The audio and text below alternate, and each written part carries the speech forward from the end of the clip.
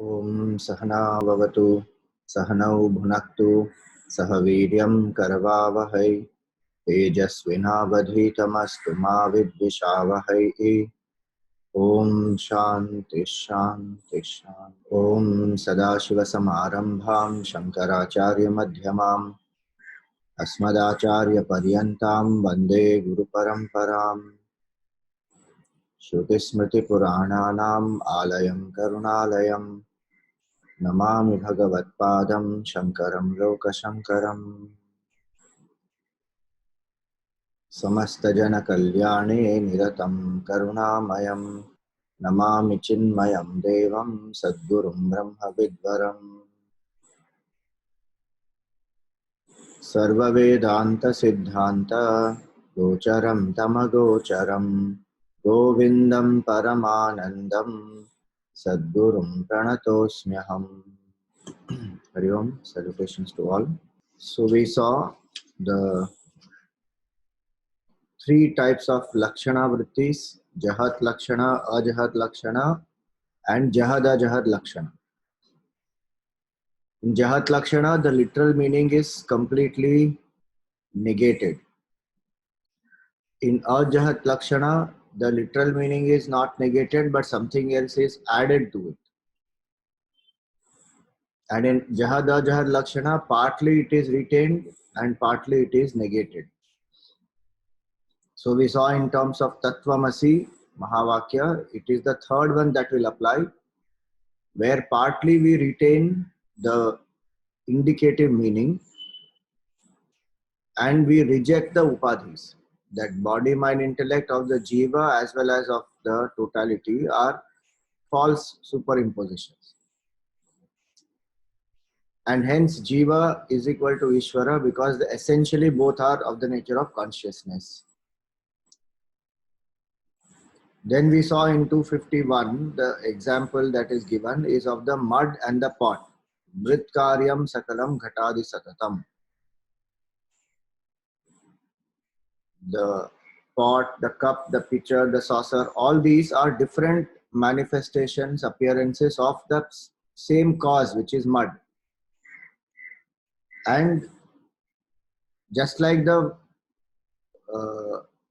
explanation that the expression mud, pot, pitcher, etc. is only to indicate the different forms of mud. In the same way, the cause alone pervades the whole universe. What is that which pervades the entire universe? Different names, forms are there. So much of variety is there in creation. But it is all appearance of one cause, that is Sat. And that cause is not inert. Sat is Chit, consciousness. And that being infinite, it is the nature of bliss. So, Yasman Nasti Satah Param Kimapi Tat. There is nothing greater than that Sat because that which is infinite is one, which is all pervasive. And that Atma is our nature. Kimapi Sat Tat Satyam Sa Atma Swayam. So, falsely considering ourselves to be one limited Jiva, then we suffer in the world. If our identification changes to this, that I am not this Jiva, but I am that consciousness which pervades the whole universe. How to do that? Tasmat Tattvamasi. Hence, we have to tell our mind again and again, Tattvamasi, you are that, you are not this. What is that Prashantam Amalam? It is of the nature of complete peace, absolute purity, Brahma, the biggest, meaning infinite, Advayam, non-dual, and Param, supreme. So this one analogy was to mention that the cause alone pervades the effect, and in fact the effect is only known by the names. Otherwise it is nothing but cause. The effect is nothing but cause in another form. There is nothing separate called the effect. Same way there is nothing separate called this world, including this BMI. It is all appearance of one absolute truth. Now in that example of the pot, the person is watching from outside. Person is not a part of that pot. The mud becomes the pot. The observer is observing this process.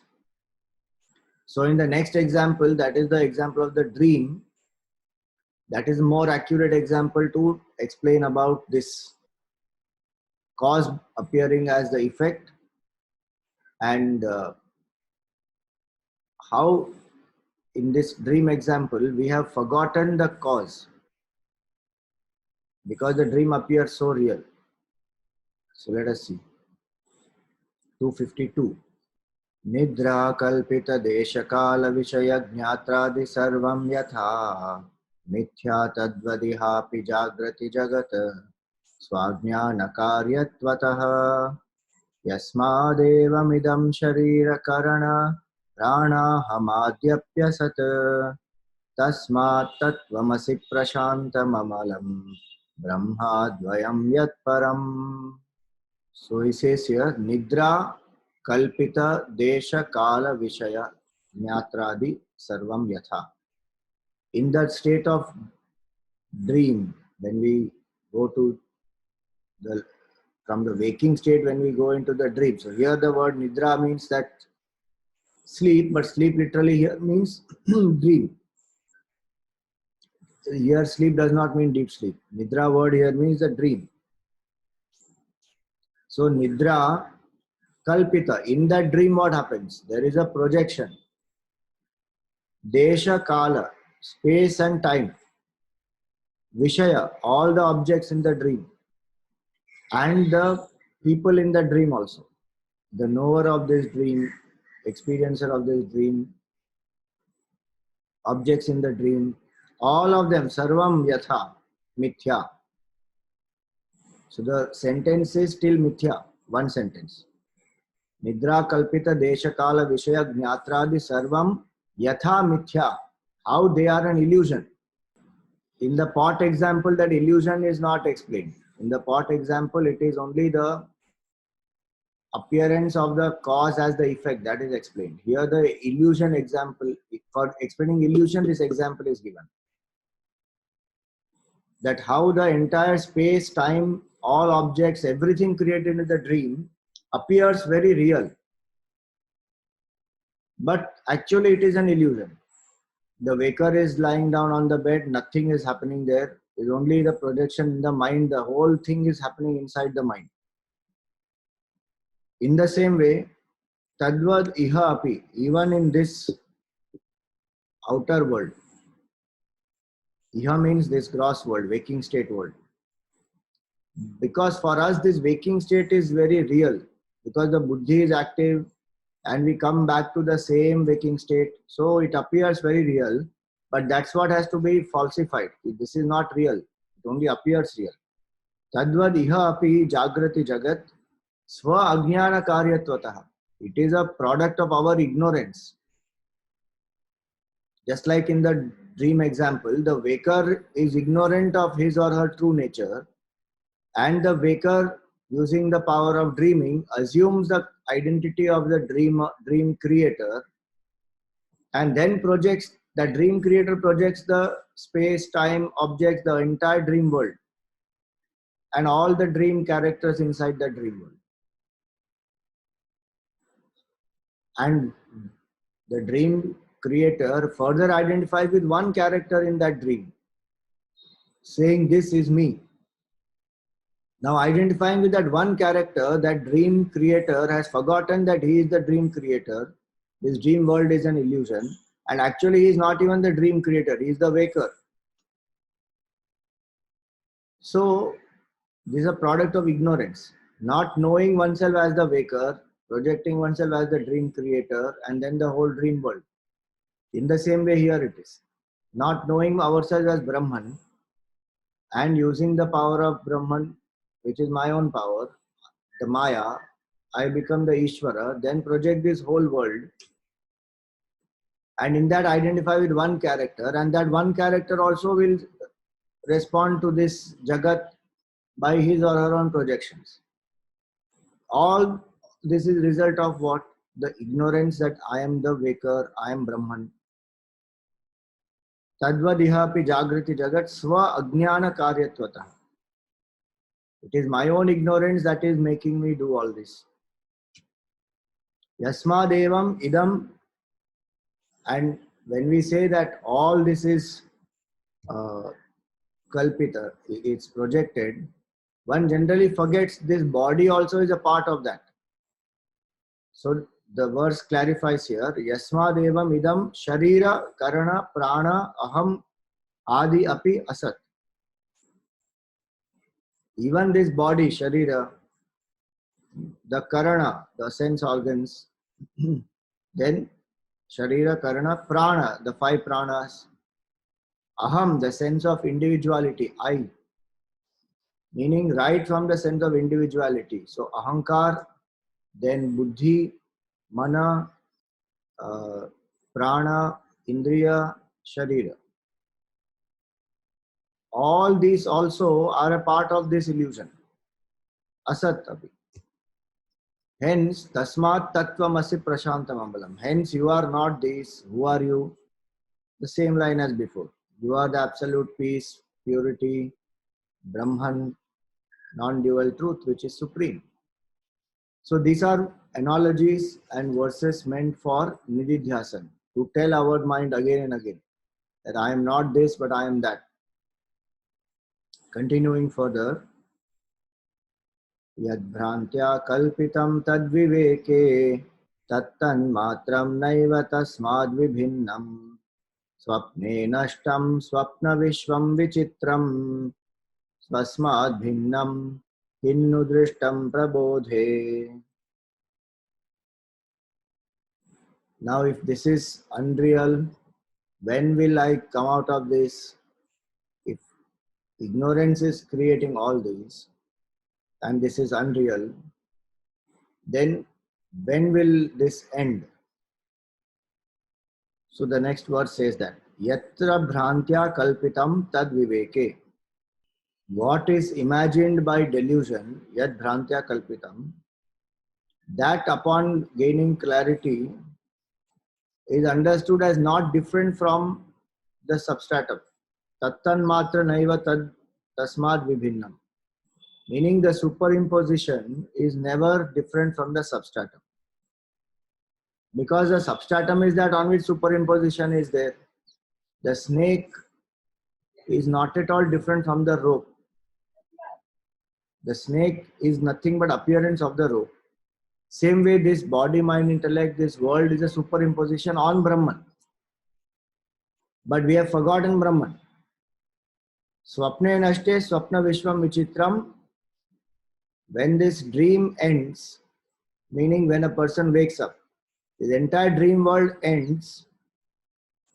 And the question asked is, Swasmad bhinnam kinnu drishtam prabodhe. When a person has woken up, where does the dream world go? The dream world goes back into the same waking mind. Is a dream world seen separate from oneself? That's the question. The mind only created the dream, and in the waker's mind only it goes back. When a person wakes up, does the dream world appear as something different? No. The same waker's mind projected the dream world. The substratum is the waker's mind. When the dream ends, the waker's mind, the dream goes back into the waker's mind. Meaning, the superimposition is not different from the substratum. What is the substratum of this whole universe is Brahman. And I am that Brahman. I am not the superimposition. That one who understands very clearly, that person is called liberated. Now, this next set of 10 verses which come, they are one of the most famous portions of Vivek Chudamani. And Gurudev used to tell us to memorize these 10 verses. And these are to be used in contemplation. Quieten the mind, and each session, one verse one should bring to the mind, go over the meaning, allow that words to sink in, and shift the identity. So if you remember, this whole portion is on nididhyasan, The nididhyasan has to be done using these verses. Even earlier 2-3 verses which we saw, those also can be used, but these are specific. So it would be nice to memorize these, because when we memorize, then when our attention has been withdrawn from the world outside to the body, then breath, then mind, then with the intellect we remember these verses. At that time, if I have to open the eyes and read, the entire process of withdrawal is gone for a waste. The idea is to transcend this attachment to each of these sheets and experience the substratum. It is there even right now. Substratum is alone appearing as all this. This entire universe, the whole thing is substratum only, but we are not able to see that. So we need to withdraw from this. The rope only is appearing as a snake, but when I'm seeing the snake, I can't see the rope. So I have to withdraw from my vision of the snake and then see clearly, then the rope can be understood. So in the same way here, these verses are meant for helping us to detach from the BMI and attach to the self. That's the process of contemplation. So now, if you remember, there are pointers of the self. And we had seen there are 3 types of pointers. One is Svarupa Lakshan, that which explains, indicates the nature of Brahman. Sat Chit Anand is the nature of Brahman, it's the Svarupa Lakshan. Then we saw Tatastha Lakshan, where using something else we point out to Brahman, not directly the nature of Brahman. So we said Brahman is that from where the creation comes, in which the creation stays, into which creation goes back. So using the analogy of creation, we explain Brahman, indicate Brahman. And third, we saw Atad Vyavriti Lakshanam, where we use pointers to negate that Brahman is not this. So Nirgun, Nirakar, like that, is not with 3 qualities, gunas, does not have a form. So what it is not, we negate. Now these 10 verses, you will see different types of these pointers which are given. And what is the attitude that one must have? Each verse ends with this last line, Brahma Tattvamasi Bhavayatmani. Atmani, here the word Atma means mind. Atmani, in your mind, contemplate that I am that Brahman, Brahma Tattvamasi. So Gurudev used to say your own higher mind, which is your intellect, is telling your own lower mind that you are not this, you are that. That is the attitude one must have in contemplation. Now, what is contemplation? Nididhyasan. Contemplation is Advitiya Vastuni Sajatiya Pratyaya Pravaha. Towards the non-dual pure consciousness, when our mind flows consistently without any breaks, wanderings. Sajatiya Vritti Pravaha means constant flow of thoughts, steady flow of thoughts towards the non-dual reality. That I am that pure consciousness, I am not this BMI. Steadily when the thoughts flow towards that Brahman, that is called contemplation. Now this can happen only if I have done my manan properly, my reflection properly, and I have no doubts that I am Brahman. If I have doubts that how can I be Brahman, then I should do the previous step, that is mananam, reflection, use logic, use Shruti Praman, use experiential proof, and get the conviction that I am Brahman. So many people try to meditate without getting this proper conviction. At the maximum, what happens? Using some technique, the mind will become little quiet for some time. No doubt that is a good state, but that's not the ultimate what we strive in Vedanta. We have to shift our identity that I am not this individual. That shift of identity can happen only when I have proper clarity that why I am not this jiva. why this world is illusion, why Brahman alone is real, how this world and this entire BMI is appearance of Brahman alone. This conviction has to come. How will that conviction come? When I study, reflect on it, discuss with the like-minded people. That's why Gurudev introduced the study group. So that in the study group, once a week, people meet, discuss, doubts get cleared, different angles or viewpoints also can be explored. And one gets the conviction that yes, I am Brahman alone, nothing else but Brahman. So then that Nididhyasan becomes smooth because there is no doubt. If my intellect is telling my mind that you are Brahman, you are not this, there is no doubt that will rise how I am not this, because that has been cleared in the reflection or mananam stage.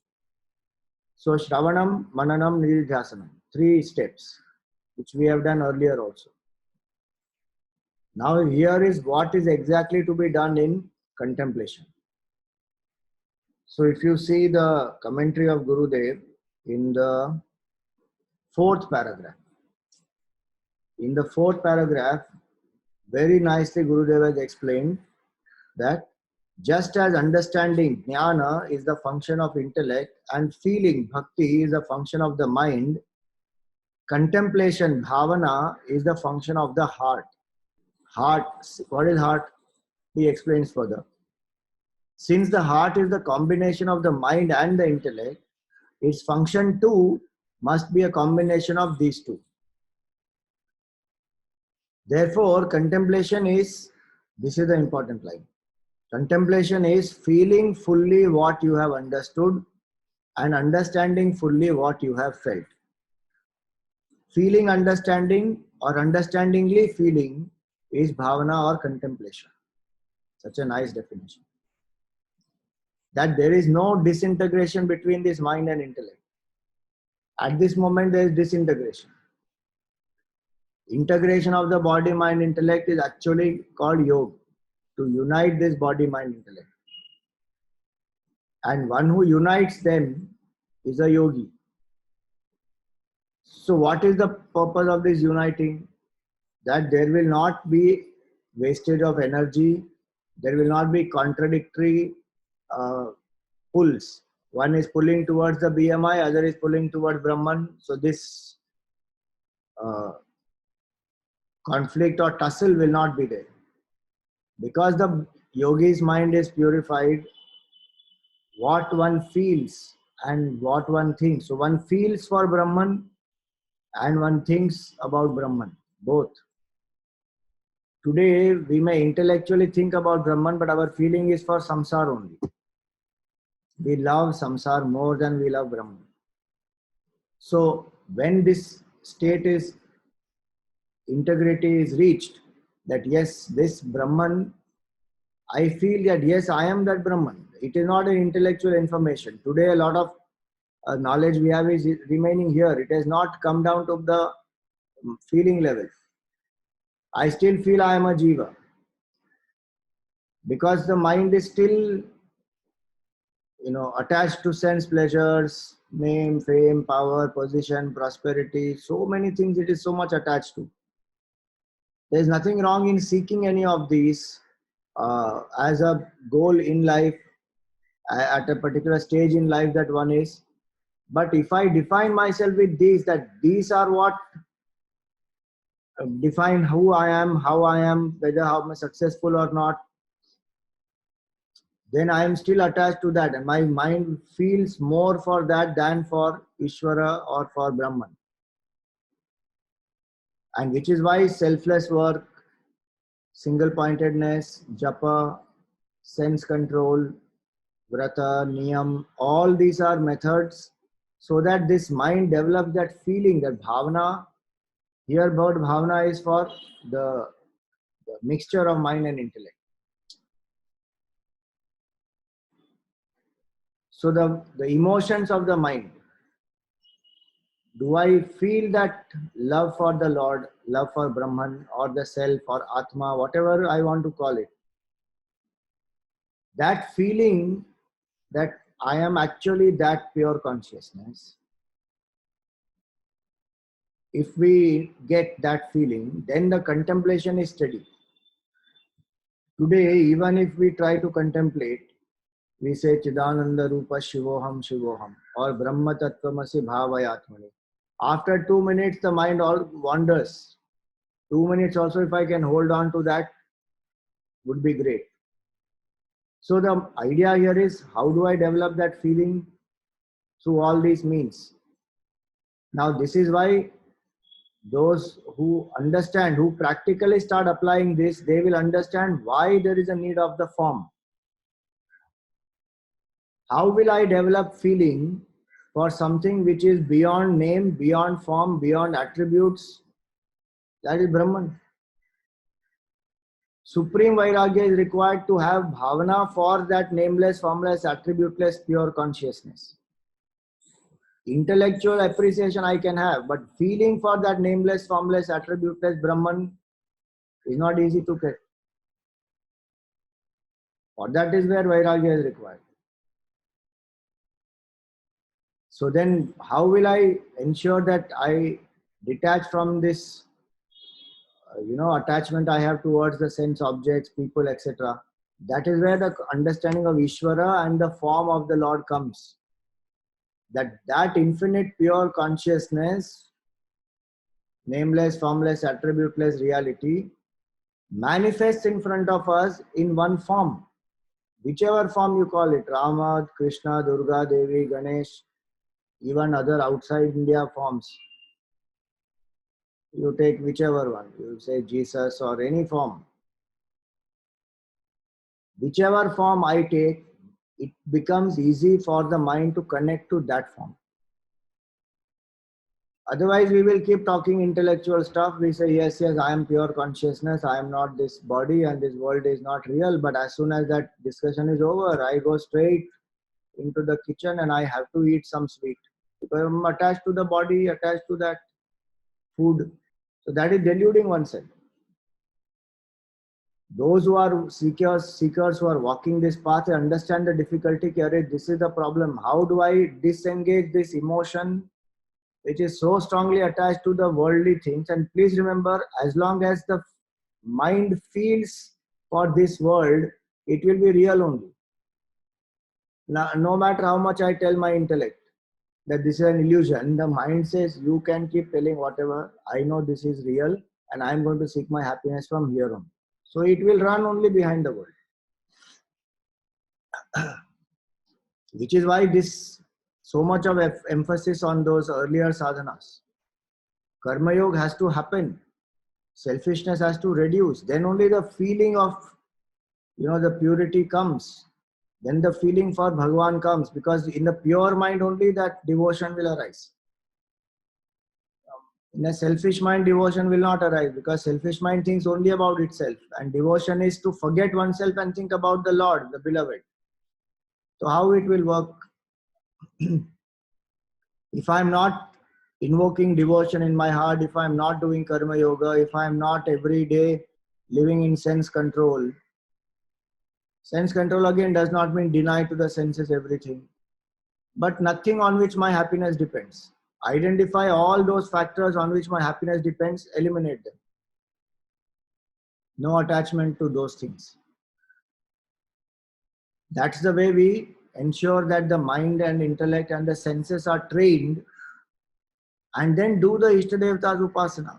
Choose one form, one name. Every day sit down to connect with that, either through prayer or bhajan or japa or dhyan, visualize the form, anything. But when this is done consistently, then I'm applying these two things where I'm rejecting my false identification with the world and attaching to the Lord. If this I have continued to do, then this feeling, the thinking and the feeling, they will come together.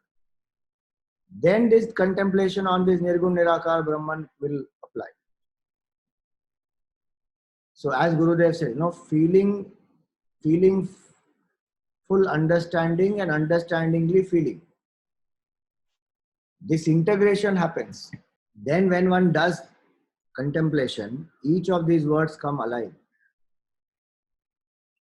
When one says this, that my nature is this pure consciousness,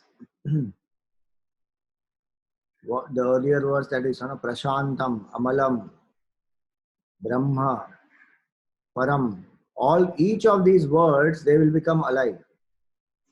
They become alive meaning with the integrated mind and intellect, which Gurudev here has called as heart. It's such an equipment where the mind and intellect, feeling and thinking are combined. Every single word brings so much of, I don't know how to explain that. It becomes lively. It's not like, okay, I am Brahman. It is not dull. Today it is appearing dull because the feeling is not there for Brahman. But that bhav comes, when how the mind feels so thrilled when it gets, or when it thinks of something that it loves. Suppose there's some person I love. The moment I think of that person, the mind feels so high, so good. Buddhi and mana, both are combined. In that same way, when I love Brahman, and I say, Arey, Brahman alone is real, what am I running behind this world? It's the appearance of Brahman. Why am I chasing the appearance? I should go to seek the real. That bhav, Brahma bhav it is.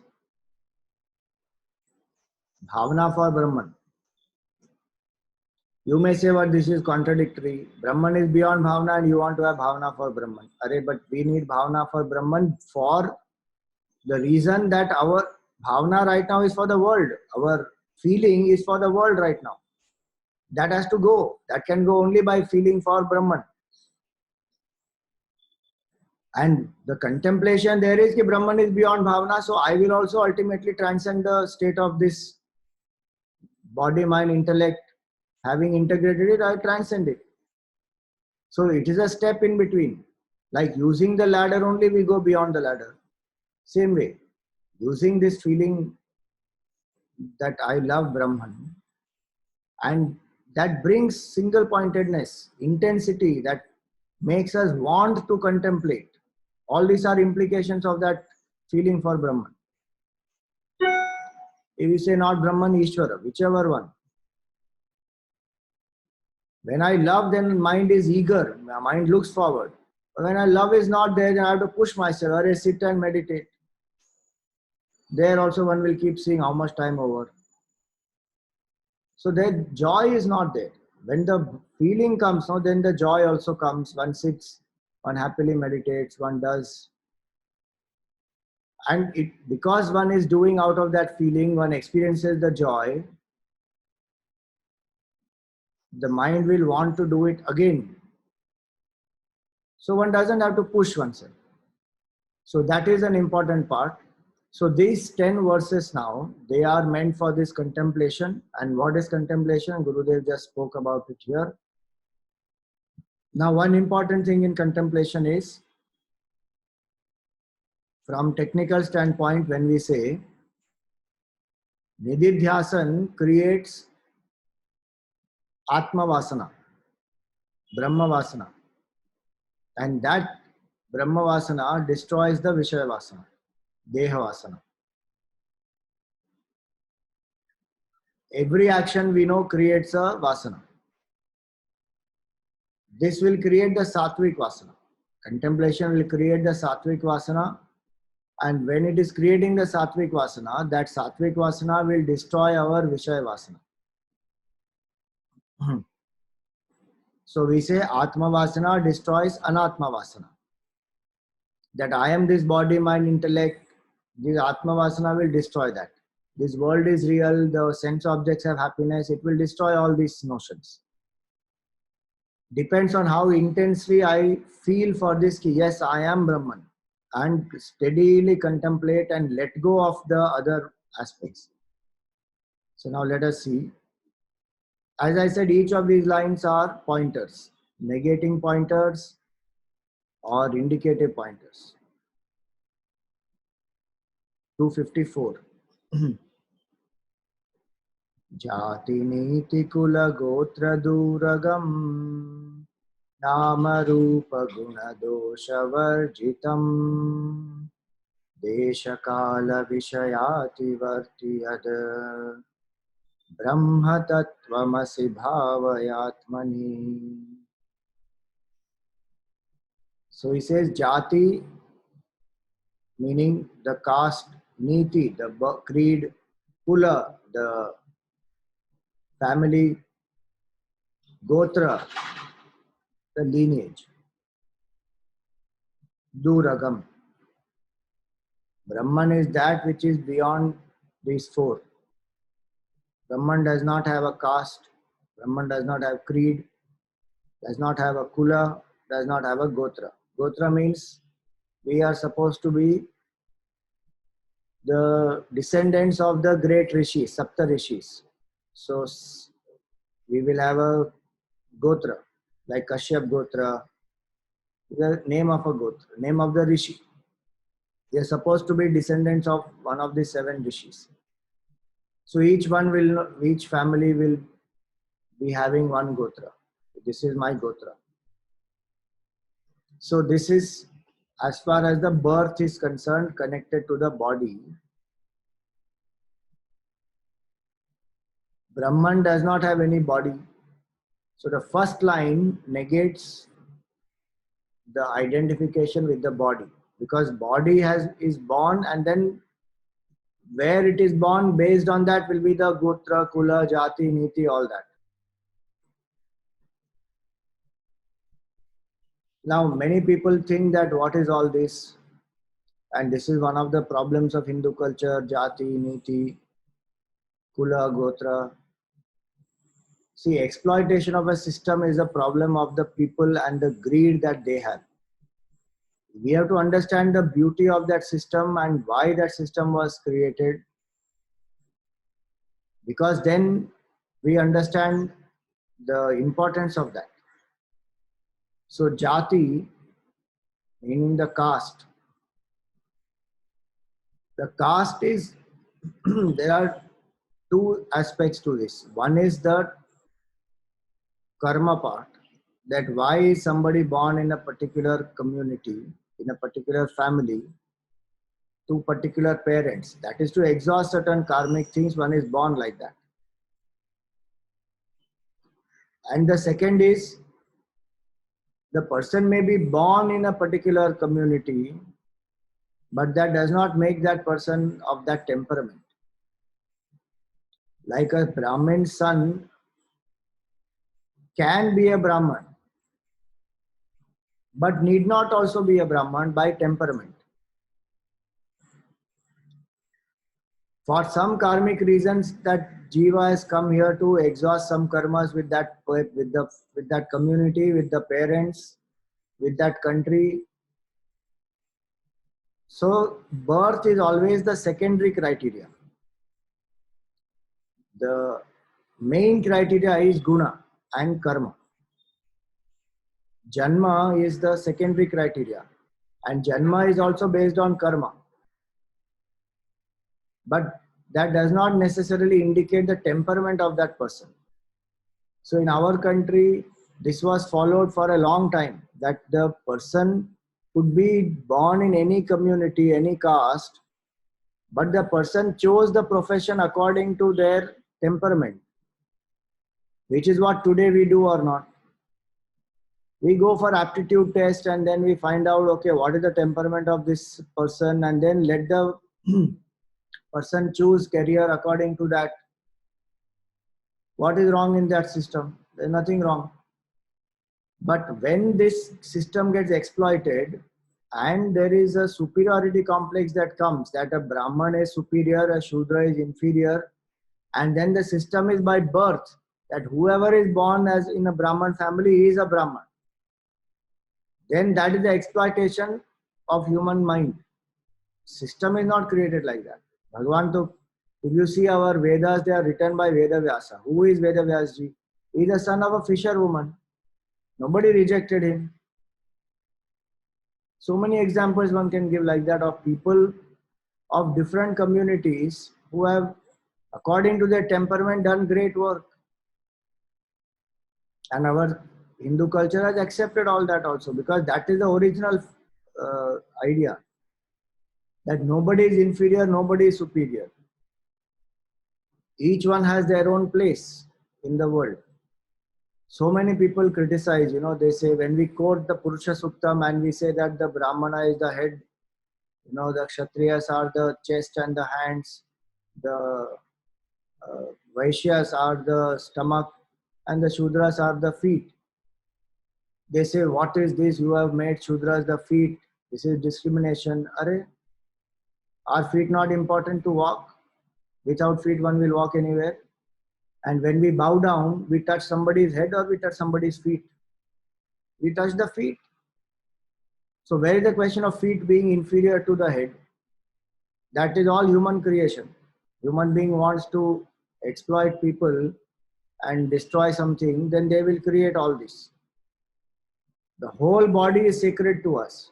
In the same way, this whole creation is divine. When this culture is saying Ishavasyam idam sarvam, where is the question of any discrimination happening? The discrimination is happening when people exploit. So now when a student contemplates on this, saying ki jati, niti, caste, and in the caste further divisions, that is the creed, caste, creed, kula. I belong to which kula, what is my family lineage, who are my ancestors, kula, and gotra, which rishi I belong to. Brahman is beyond all this. So a person who follows this jati, niti, kula, gotra. Now one thing important for us also to understand here is that we should know who are our ancestors. That is the kula and gotra. Maximum we will know what one or 2 or 3 generations before we will know, not more than that. We may know the name of our father, our grandfather, and maybe great grandfather. Beyond that, we don't know. As much as we can know about who are my ancestors, what kind of work they did, we will be surprised that the standards which they had, achievements which they had, is so much more. We are not even living up to a little bit of the glorious life that they lived. And we may go around boasting ourselves, technology, this, that, we have this modern facility. But what did you do for it? What is your contribution to it? See, the earlier generations, each of them, what all contributions they have done to the country, to the culture, to the specific field that they took up. So it's important to know what is my family speciality, who are my ancestors, what kind of work did they do. And gotra is necessary to know because the Saptarishis are supposed to be immortal till this creation. Each kalpa of creation has Saptarishis. And they keep changing. And their grace is there on the descendants. Only thing we are not aware, we are not invoking. It's like sunlight. Sunlight is all pervasive. But with the solar panel, we tap the power of sunlight and generate power. No? In that same way, the grace of the Saptarishis is there. If I know this is the Gotra to which I belong, this is the Rishi, these are the great qualities of this Rishi, I can invoke all those. So as a Jiva, this is important to know. When I know all these, I have applied all these, then I can transcend also, saying I am not this. This is applicable to Jiva and it has its relevance as long as I am living in the world, it has its impact. I cannot deny that there is no jati at all. Profession cannot be chosen just like that. By denying jati, I am denying that aptitude itself. Exploitation that is happening in the name of jati can be destroyed. That nobody says no, that we have to destroy in any case. But the understanding of this, okay, what is my temperament? What type of profession should I choose? And the same thing applies to others also, my children or my grandchildren or whoever else. Today, one of the biggest challenges is that we still don't know many times what I am made for. Yesterday I read a very nice post on the Instagram. One person had written that how nice it would be if education helped me to identify what I'm really good at and train me for 12 years and make me an expert in that, so that by the time I come out, I am very clear this is what I have to do and I am made for this. Rather than go through the whole system of education, complete the 12th standard and still not know what am I made for. And there are people who have taken careers, there are people who have spent more than half of their lives still not knowing what they are made for. So these things are very helpful to understand all that. Temperament, what is my temperament? What are the qualities? You know, when we go into the Brahmana, Kshatriya, Vaishya, Shudra, that is based on 3 gunas, Sattva, Rajas and Tamas. So what are the 3 gunas? How much of science is there behind it to understand human mind? We have not studied those aspects of our scriptures, then we will depend on the psychologist. Then they will say, are you a type A person? Are you type B person? Type C, type D? Same things put in a different way. The model is created, okay, type A person has these characteristics. Type B has these characteristics. Like that, different models are there.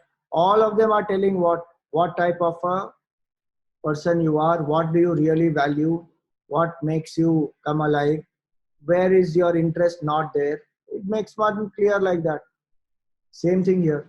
So Jati, Niti, Kula, Gotra, they are important for the Jiva, they are important for this individuality. But as far as Brahman is concerned, there is no such distinction in that. So what is the meaning of this? When I sit to contemplate saying Jati, Niti, Kula, Gotra, Duragam, I am rejecting this individuality because these qualities belong to individuality. So I am saying I am Brahman, which has none of these. Like the screen says, I am pure white screen. None of the scenes of the movie are there in me. They all are negated out. So in that same way, Jati, Niti, Kula, Gotra, Duragam. So much violence has happened also in the world. So much of exploitation has happened in the world just because of this. Not because the system is bad, because human being has exploited. So now when one has gone through this, the mind and intellect is integrated, one negates saying Jati, Niti, Kula, Gotra, Duragam. That, what is that which has no Jati? Anything that is born will come under a Jati. So this is not born. Brahman is unborn. So the indication is of that. Brahman is that which is beyond birth, beyond Jati. Niti, Kula, Gotra, all that, beyond all that. Then because it is not born, Nama and Rupa also it does not have. Anything that is born will have a form, and the moment it has a form, we have to give it a name so that we are able to connect to it, identify it, distinguish it from other things. So a name is given. Nama, Rupa. And once it is born, you give it a name, it will also have qualities, guna. And what has qualities, that will also have negative connotations, negative tendencies, that is dosha. So good and bad qualities. Now Brahman is beyond this. Nama, Rupa, Guna, Dosha. Brahman is beyond this also. Again, name is only meant for identification. It is not anything else. Like so many different types of people are there in this world. How will we identify who is who unless name is given? So it's just a distinguishing factor, name. But in the world, how much one wants to establish one's name, fame, power, position. Because one thinks that is my identity. Name is not our identity.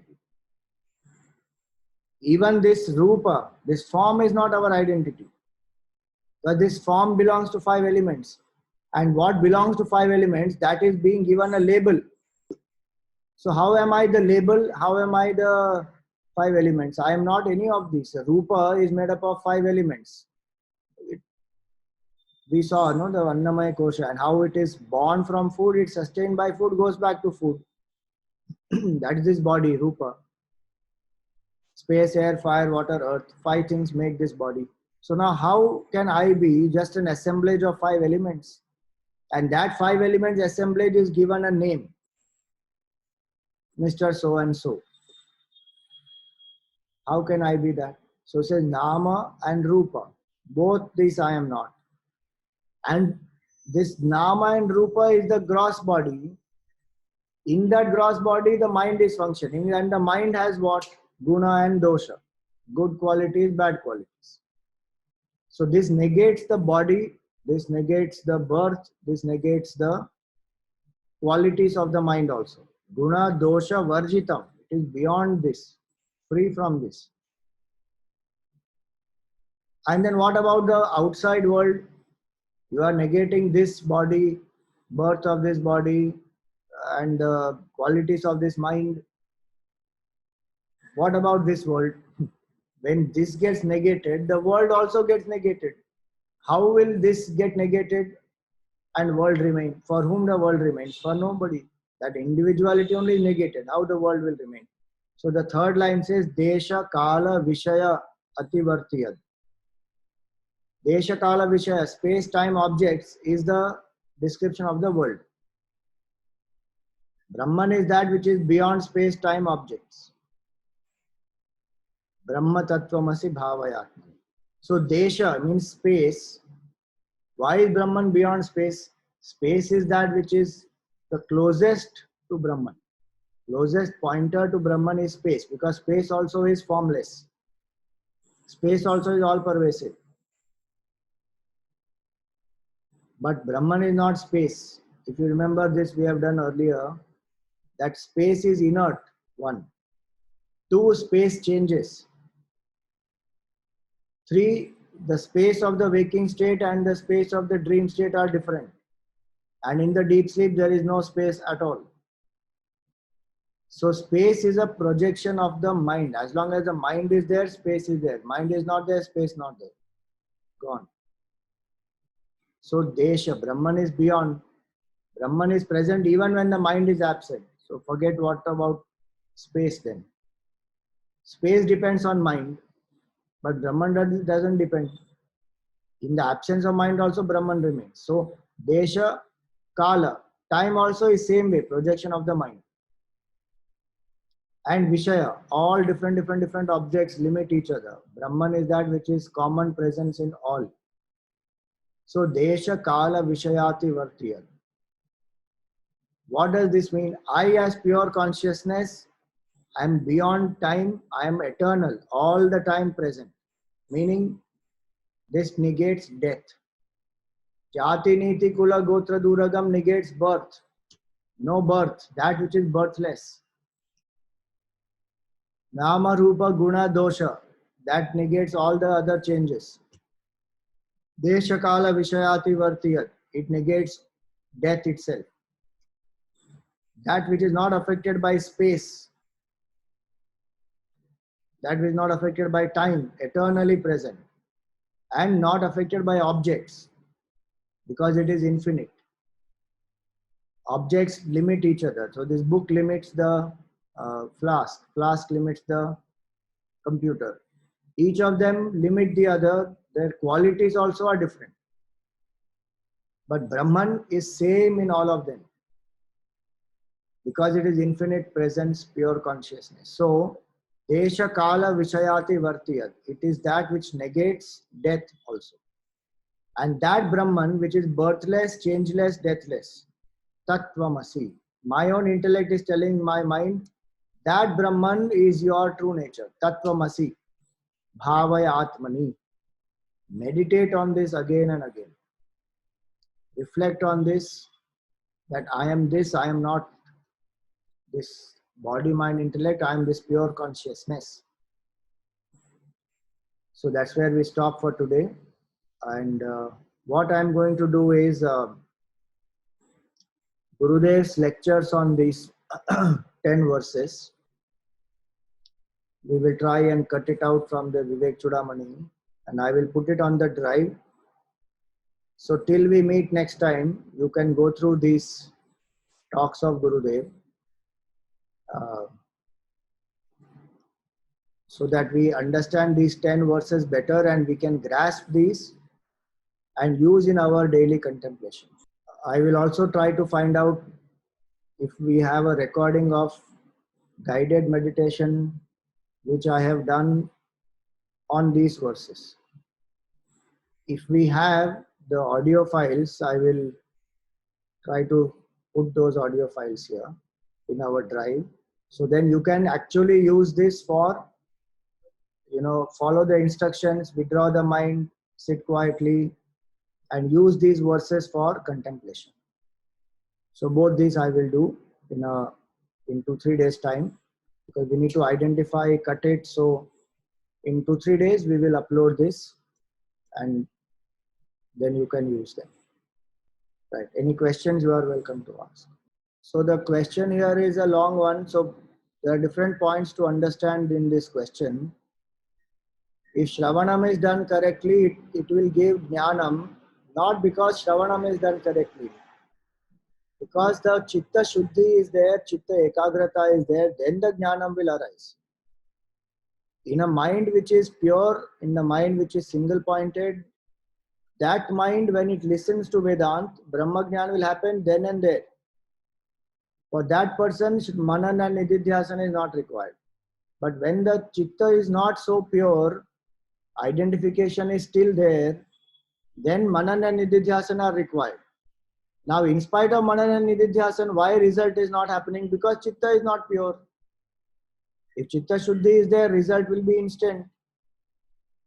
Nididhyasana is important not for Chitta Shuddhi. Nididhyasana is important because even after Chitta has become pure, there is still Dehatma Bhav which is strong. To destroy that Dehatma Bhav is when this is required. So there are two separate aspects. We should not mix up. Chitta Shuddhi, Chitta Ekagrata is one aspect. What is the meaning of that? The mind is pure, meaning it is selfless. The mind is... 1 minute, I'm going to mute you because there's a lot of background sound. When you want to ask a question, then only please put it on. Let me finish the answer. So this mind and intellect becoming pure is becoming selfless, becoming single pointed. Kama, Krodha, Lobha, Moha, Mada, Matsarya come in control is pure mind, Chitta Shuddhi. And selflessness, that is Chitta Shuddhi. Then Chitta Ekagrata, single pointedness of the mind. But even when I have both these, I may still feel I am this Jiva, I am this body, I am this Mr. So-and-so individuality. That is called Dehatma Bhav. This Dehatma Bhav goes by Nididhyasana. For a student who is Uttam Adhikari, the Dehatma Bhav is so minimum that the moment that student listens to Vedant ki Tattvamasi, Dehatma Bhav gone. Because all the three are there. Chitta Shuddhi, Chitta Ekagrata and this Dehatma Bhav is bare minimum. In us the Chitta Shuddhi is there, Chitta Ekagrata is there, but Dehatma Bhav is strong. So for removing the Dehatma Bhav is when this Nididhyasana has to be done. Okay, thank you, Swamiji. And one more point here is to understand that this Nididhyasana is not creating Brahman. So effort is not creating Brahman, effort is removing the obstacles to Brahman. Like the clouds move away, the sun reveals. The wind has removed the clouds, the wind has not created the sun. Same way, Shravan, Manan, Nididhyasana removes the obstacles to Brahman. I don't know Brahman is removed by Shravan. I cannot understand Brahman is removed by Manan. I do not experience Brahman, that is removed by Nididhyasana. So the obstacles are removed. It is not creating. So that's the point. Thank you, Swamiji. Om Purnamada पूर्णमिदं पूर्णात् पूर्णमुदच्यते पूर्णस्य पूर्णमादाय पूर्णमेवावशिष्यते। ओम शांति शांति शांति। हरिः ओम श्री गुरुभ्यो नमः। हरिः